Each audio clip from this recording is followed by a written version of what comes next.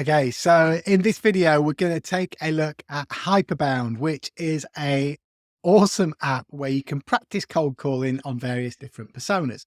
Now, the title of the video is 2 weeks versus 2 decades. The aim of this video is not to show how much better I am than someone who's been in the job 1 week, but it's to illustrate what practice and experience will do for you when you're embarking on your cold calling journey.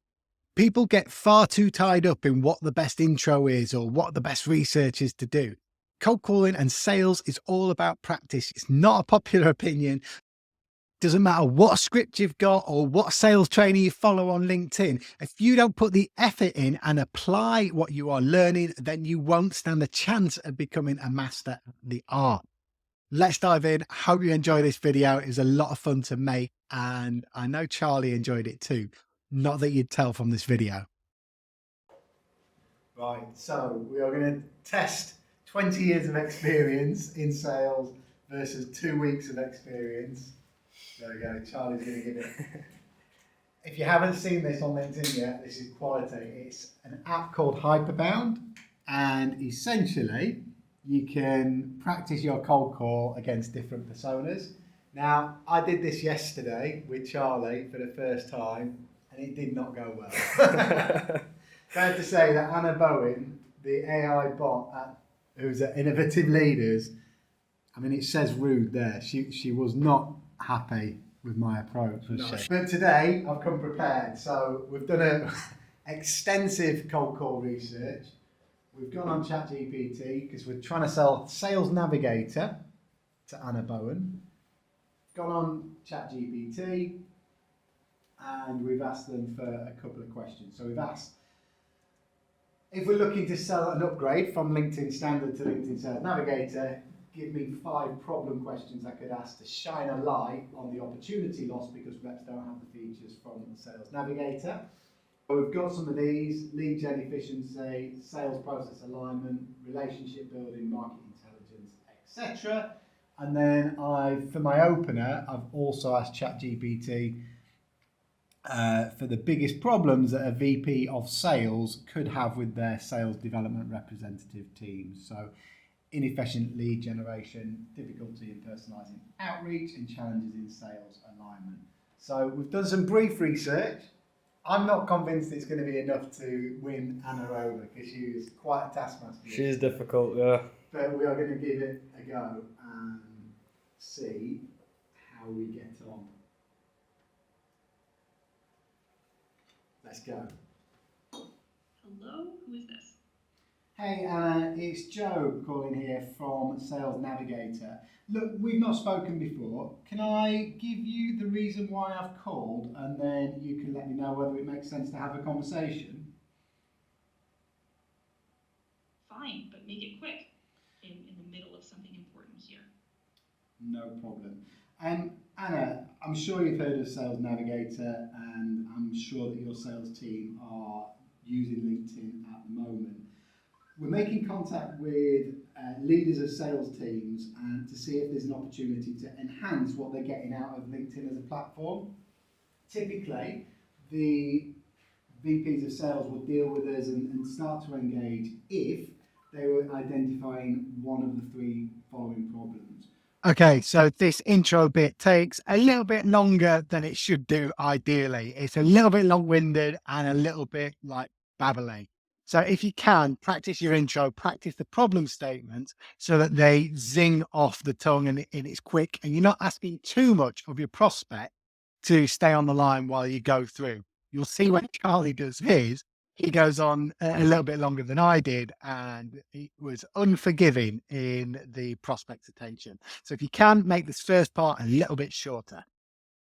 One is they've got a fairly niche market and they want an easy and efficient way for their reps to target the right contacts in the right accounts.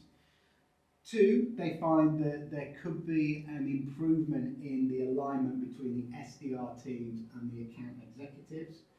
And 3, they find that in spite of the SDR team's best efforts, they're getting fairly low response rates and they're not really getting in front of enough of the right prospects. Now, do any of those 3 problems resonate with you, Anna? right, it'll bite. But I don't have much time. Number 3 is right up our alley. Our LinkedIn lead response rate is abysmal. Now tell me, how exactly is your solution going to fix that without being a colossal waste of time and resources? We've got a tight budget, and I'm not about to throw money at something unless I see a clear ROI. Anna, that makes sense. So I can get a clearer picture of the current landscape and your investment. How big's your SDR team at the moment? We have a 70-person SDR org and a matching 70-person AE team. So what's your point? I'm just trying to get a picture of the sales organisation and the scale of the problem. So you've got a 70-person SDR team, and you mentioned the response rates are shockingly low. What response rates are you seeing across the board? Less than 2%. It's not great. What's your solution that you're so eager to pitch? Okay, so in an ideal world, you want to ask questions about a potential pain point and you want to open up that pain point so that the prospect is really feeling the pain and you can explore the impact of not solving that. But in reality, it doesn't always work like that. In this instance, Anna, who's clearly pushed for time, has asked a direct question about being picked. So I didn't want to risk going in and asking another question. If a prospect comes across with a view that they want you to get moving, or they ask you a direct question and they are intent on sticking to their own agenda, then go with it. It's not for you to set out your agenda and say, oh, but I really want to explore the impact of this in line with spin selling.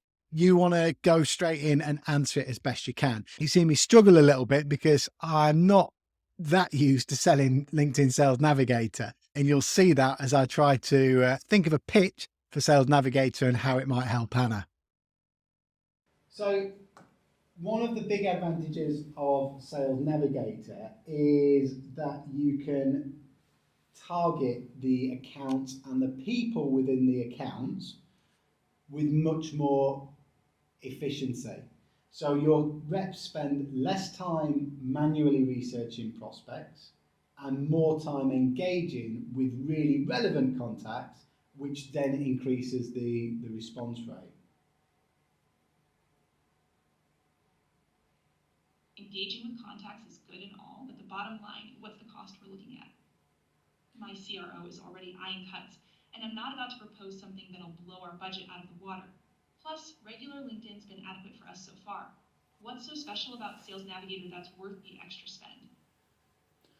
So on average, we see response times and response rates jump significantly with utilising Sales Navigator over LinkedIn. To give you an idea of the ROI, that 2% response rate or meeting book rate from your SDRs, how much does that equate to in terms of opportunities that they generate each week? It varies, but you're looking at a handful of opportunities per SDR at best right now. But you're dodging the question. What's the cost and how much of an increase in response rates are we talking about? Don't give me averages, give me specifics. If this isn't going to move the needle in a meaningful way, we're just wasting time. Absolutely, Anna. Now, Again, the prospects ask me for specific information. So whilst I may not want to go into a direct cost now, it's quite clear that that's exactly what the prospect is requested, and therefore it's not for me to stick on my agenda. The other problem that I had coming up, which you'll see because I start to struggle again, is I haven't got the exact information to hand because I don't know Sales Navigator case studies or what increase they're likely to have in their response rate. So I have to muddle through whilst at the same time seeming that it is specific. But the key point is that when a prospect asks you a direct question and it's clear they aren't going to stick to your agenda and fulfill your sales process, it is their buyer journey. You need to adapt to that and make sure your conversations cover it. in terms of the cost, LinkedIn Sales Navigator, you would be looking at between $50 and $70 per month. But in terms of response rate, we would fully expect to be able to give you examples of clients really similar to Innovative Leaders where they've been able to double the response rate. Now, I don't want to promise that because I'm not privy to other factors that might be influencing the low response rates outside of the platform that you're using. But what I would suggest is that it's probably not a terrible use of our time if we scheduled in some time next week where I could present specific use cases and show exactly how they've been able to increase the response rates, and also demonstrate other factors outside of response rates, like having a much more aligned SDR to AE handover, so that your meetings and opportunities that you're generating also have a better conversion rate. As an interesting example here of something that is really easy to do in conversations, and a lot of people do this in email as well. I nearly fell foul of it here. And it's talking about something that will happen or something that you will do, but not linking it back to what the customer will get. The customer doesn't care about features or about facts and figures. They care about the outcome. So I said, it will increase like factors outside of the response rates, like having a more aligned SDR to AE handover. Anna doesn't care what the handover to SDR to AE looks like. She only cares about the benefits outside of that and what it drives, which is why I then had to quickly link it back to opportunities that you are generating will then have a better conversion. So Anna will care about a conversion rate increase, but she's not bothered about the other thing, that the mechanism that creates that to happen. So always talk about business outcomes, not about what you do. Just listen to that bit again. Demonstrate other factors outside of response rates, like having a much more aligned SDR to AE handover, so that your meetings and opportunities that you're generating also have a better conversion rate. Would you be dead against putting some time aside next week to see if it's perhaps a good fit? Just as you cannot wait to see if Anna accepted my meeting or not, just a quick note, asking someone if they're dead against something is more likely to get the response that you want, rather than asking, would you be able to? Because we're hardwired to and geared towards saying no. Would you be dead against it? Well, no, I'm not dead against a meeting, Joe. It's not the worst thing. Would it be the worst thing in the world? No, it wouldn't be the worst thing in the world to schedule a half an hour meeting.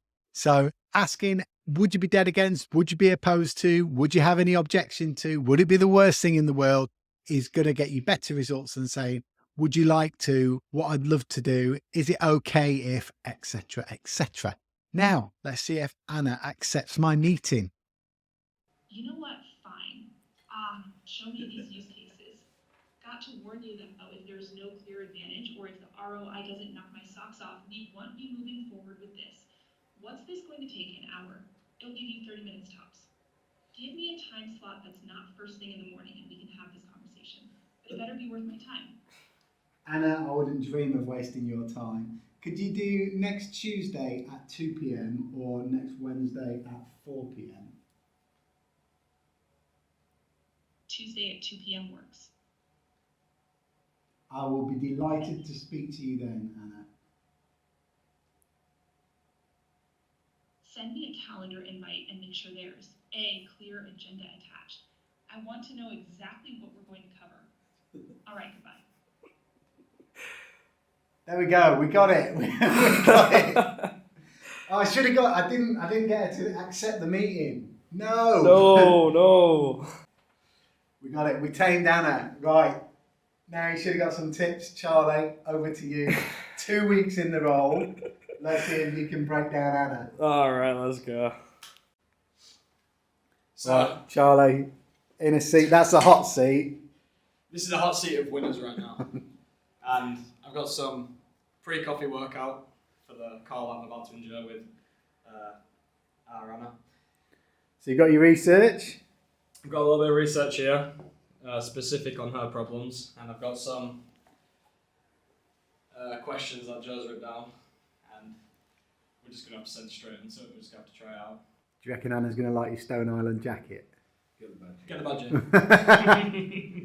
Hello? Who is this? Hi Anna, my name's Charlie. I'm going to be honest with you, this is a cold call. Would you like to hang up or give me 30 seconds? 30 seconds, Charlie. Make it quick. Okay, no worries. I will. Don't worry. I won't want to waste your time.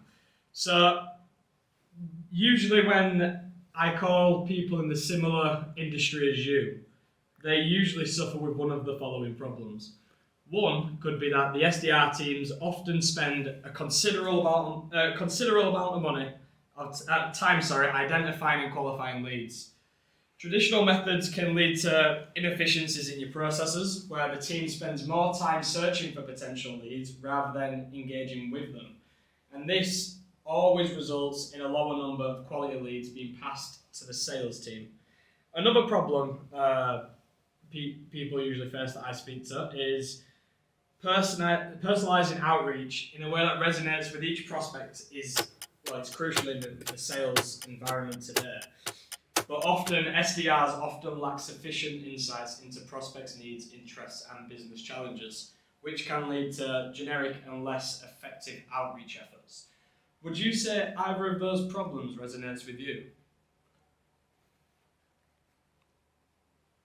None of what you just rambled on about resonates with me, Charlie. My team has to handle in their processes. Why are you calling? We're not going to go too hard on Charlie because, like I say, this is his first full week of cold calling and he's got an awesome work ethic. There's no doubt in my mind Charlie's going to be an absolute beast once he gets to the hang of it. But for points of observation in terms of this cold call, one, when he was going into the introduction, he assumed the problem is like, normally when I speak to people, you're suffering. So he assumed that the prospect was already having an issue. And then again, same mistake that I made earlier on, although I got the sense and experience just to get it a little bit quicker, is that his intro was far too long. He was using words that he didn't need to, and it was just a lot longer, which meant it landed less with the prospect. So as a result, Anna chewed him up and put him on the spot. The other thing to learn is that I always say that sales is like a language. Practicing your cold calls and doing a lot of cold calls not only gets you more confident and versed with the product and the solution that you're selling, but it also practices the muscles. You're going to see in this next bit, the prospect puts him under a bit of pressure. And because those muscles aren't practiced and he hasn't got the ability to put the pressure back on the prospect and deflect with another question, he's trying to think of the answer and he hasn't got the skills to buy himself some time. So it's about practice and experience, not just for product knowledge, but this is why cold calling and things like Hyperbound are so useful, is because you're putting the reps with the conversational muscles that are going to answer objections and guide the conversation, even when you're being put under pressure by the prospect. Let's see how Charlie gets on for the rest of this call. Well, if you don't mind me asking, because they obviously don't resonate with you, how do you currently identify your current decision makers? We use HubSpot for our CRM. That's how we manage our leads and identify decision makers. Why do you ask? Anna's brutal. It's been nice, Anna. I give up. I genuinely don't know what to say. I'm stuck. As soon as she said Naira and Resonate, I'm like... Here we go, the face of a defeated man in the background. There we go. It's got Stone Island. Conducted as a cold call, as you'd expect a football hooligan to do so. How do you feel that went? Well, in my opinion, it happens. I don't think LinkedIn will be calling you up for a job. No, I don't think LinkedIn would be interested in taking me up, but that's fine. You just can't get rid of these sales navigation licenses, can you, No, Charlie? I didn't have much knowledge on what I was speaking about. So when she said that Naira and resonated, I kind of just got shut off. I didn't know what to say. I couldn't even improvise. Everything just went blank.